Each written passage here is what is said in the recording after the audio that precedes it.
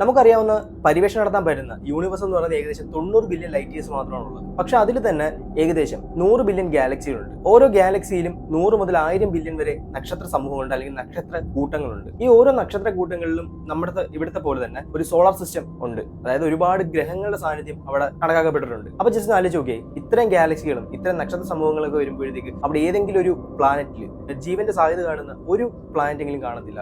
നമ്മുടെ ഈ എർത്ത് മാത്രമായിരിക്കും ജീവൻ തുടിക്കുന്ന ഒരു ഗ്രഹം എന്ന് പറയുന്നത്. നമ്മളിത് അതിനെപ്പറ്റിയാണ് ചർച്ച ചെയ്യാൻ പോകുന്നത്. The Fermi paradox. വർഷം 1950 എൻറിക്കോ ഫെർമി എന്നൊരു സയന്റിസ്റ്റ് ഒരു സാധാരണ ചോദ്യം ചോദിച്ചു. ഏലിയൻസ് ഉണ്ടെങ്കിൽ അവരെല്ലാം എവിടെയാണ്? നമ്മുടെ പ്രപഞ്ചം അല്ലെങ്കിൽ യൂണിവേഴ്സിന് ഏകദേശം 138 ബില്യൺ പ്രായമുണ്ട്. അതിൽ തന്നെ ലക്ഷക്കണക്കിന് ഗാലക്സികൾ ഉണ്ടെങ്കിൽ ഒരു എക്സ്ട്രാ ഡെവലപ്ഡ് സിവിലൈസേഷൻ ഉയർന്നു വന്നിട്ടുണ്ടെങ്കിൽ എന്തുകൊണ്ട് അവർ നമ്മളെ സമീപിക്കുന്നില്ല, അല്ലെങ്കിൽ എന്തുകൊണ്ട് നമുക്ക് അവരെ കണ്ടെത്താൻ സാധിക്കുന്നില്ല? നമുക്ക് അതെന്താണെന്ന് നോക്കാം. അതിനു മുമ്പ് നമുക്ക് വേറൊരു സയന്റിസ്റ്റിനെ പറ്റി സംസാരിക്കാം. 1961 ഫ്രാങ്ക് ഡ്രെക്ക് എന്ന് പറയുന്നൊരു സയന്റിസ്റ്റ് ഒരു ഇക്വേഷൻ പ്രപ്പോസ് ചെയ്യുന്നുണ്ടായി. ആ ഇക്വേഷൻ സൂചിപ്പിക്കുന്നത് നമ്മുടെ പ്രപഞ്ചത്തിൽ എത്രത്തോളം എക്സ്ട്രാ ഡെവലപ്ഡ് ആയിട്ടുള്ള സിവിലൈസേഷൻ ഉണ്ടാകുമെന്നാണ്. പക്ഷെ എന്നിട്ടും ഈ കണക്ക് വെച്ച് നോക്കുകയാണെങ്കിൽ ആയിരക്കണക്കിന് സിവിലൈസേഷൻ ഉണ്ടായിരിക്കണം. എന്നിട്ടും നമുക്കൊരു സിഗ്നൽ ഇതിനെപ്പറ്റി കിട്ടിയിട്ടില്ല.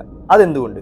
ഇതിന് കാരണമായിട്ട് പറയുന്നതാണ് ഫെർമി പാരഡോക്സ്. ഒരുപാട് തിയറികൾ കമ്പൈൻ ചെയ്തിട്ടുള്ളതാണ് ഫെർമി പാരഡോക്സ് എന്ന് പറയുന്നത്. നമ്മൾ പറഞ്ഞിട്ടുണ്ട്, ഏലിയൻസ് നമ്മൾ ഇതിലായിട്ട് കണ്ടെത്തിയിട്ടില്ല, അതിന്റെ ഇക്വേഷൻ കണ്ടെത്തി. അത് പ്രകാരമായിട്ട് നോക്കുകയാണെങ്കിൽ 1000 സിവിലൈസേഷൻ ഇവിടെ ഉണ്ട്, അതിനുള്ള സിഗ്നൽ നമുക്ക് കിട്ടുന്നില്ല. അത് എന്തുകൊണ്ടാണ്? അതിനെ ചുറ്റിപ്പറ്റിയുള്ള ഒരു 6-7 തരത്തിലുള്ള തിയറീസ് ഉണ്ട്. ആ തിയറീസ് ഒരുമിച്ച് ചേർത്താണ് നമ്മൾ ഈ ഫെർമി പാരഡോക്സ് എന്ന് പറയുന്നത്. നമുക്കതിൽ ആദ്യത്തെ തിയറി എന്താണെന്ന് നോക്കാം. അതിൽ ഒന്നാമത്തെ തിയറിയാണ് റെയർ എർത്ത് ഹൈപ്പോത്തിസിസ് എന്ന് പറയുന്നത്. അതായത് നമ്മുടെ ഒരു ജീവൻ നിലനിൽക്കാൻ ആവശ്യമായ കണ്ടീഷൻസ് ഉണ്ട് കുറച്ച്. ആ കണ്ടീഷൻസ് എല്ലാ പ്ലാനറ്റിലും ലഭ്യമാണോന്നില്ല. അതുകൊണ്ട് ജീവൻ എന്ന് പറയുന്നത് റെയർ ആയിട്ടുള്ള ഒന്നാണ്. അതുകൊണ്ടാണ് നമുക്ക് ഏലിയൻസ് അല്ലെങ്കിൽ മറ്റൊരു ജീവിവർഗം ഉടലെടുക്കാത്തതും അതിനുള്ള സാഹചര്യങ്ങൾ ഒത്തിണങ്ങി ഒരു ഗ്രഹത്തിൽ വരാത്തതും. ഇതാണ് റെയർ എർത്ത് ഹൈപ്പോത്തിസിസ് എന്ന് പറയുന്നത്. പിന്നുള്ള രണ്ടാമത്തെ തിയറിയാണ് ദ ഗ്രേറ്റ് ഫിൽറ്റർ എന്ന് പറയുന്നത്. പ്രപഞ്ച പരിണാമ സമയത്ത് രൂപപ്പെട്ട ഏതെങ്കിലും ഒന്ന് സ്പേസ് എക്സ്ട്രാ സിവിലൈസേഷൻ തമ്മിലുള്ള ഒരു കണക്ഷൻ അല്ലെങ്കിൽ അവർ തമ്മിൽ കണ്ടുമുട്ടുന്നത് തടയുന്നു. ഇതാണ് ഗ്രേറ്റ് ഫിൽറ്റർ സിവിലൈസേഷൻ അല്ലെങ്കിൽ ഹൈപ്പോത്തിസിസ് എന്ന് പറയുന്നത്. അടുത്ത കുറച്ചുകൂടി ഇൻട്രസ്റ്റിംഗ് ആയിട്ടുള്ളതും പേടിപ്പെടുത്തുന്നതുമായിട്ടുള്ളൊരു തിയറിയാണ്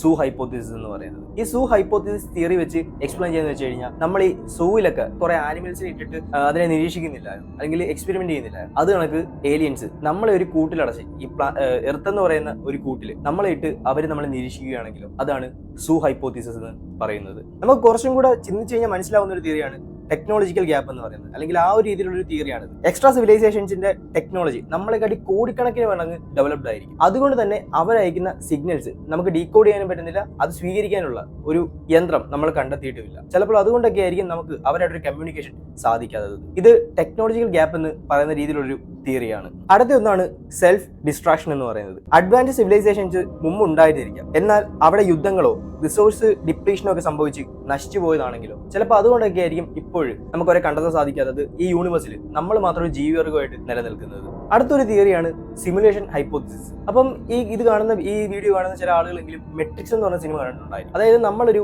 വെർച്വൽ റിയാലിറ്റിയിലാണ് നമ്മൾ ജീവിക്കുന്നത്. ആ ഒരു കോൺസെപ്റ്റ് വെച്ച് നോക്കുകയാണെന്നുണ്ടെങ്കിൽ നമ്മുടെ സിമുലേറ്റഡ് ആയിട്ടുള്ള റിയാലിറ്റിയിൽ ചിലപ്പം എക്സ്ട്രാ സിവിലൈസേഷനുമായിട്ട് ബന്ധപ്പെടുന്നത് അവർ വിലക്കിയിട്ടുണ്ടായിരിക്കാം, അല്ലെങ്കിൽ ആ ഒരു രീതിയിൽ നമ്മളെ മാറ്റിയെടുത്തിട്ടുണ്ടായിരിക്കും. അപ്പൊ നമ്മൾ ഈ പറഞ്ഞ തരത്തിലുള്ള തിയറികളെല്ലാം കൂടി കണക്ട് ചെയ്തുള്ള ഒരു ഊഹാപോഹമാണ് ഫെർമി പാരഡോക്സ് എന്ന് പറയുന്നത്. നിങ്ങൾക്ക് എന്താണ് തോന്നുന്നത്?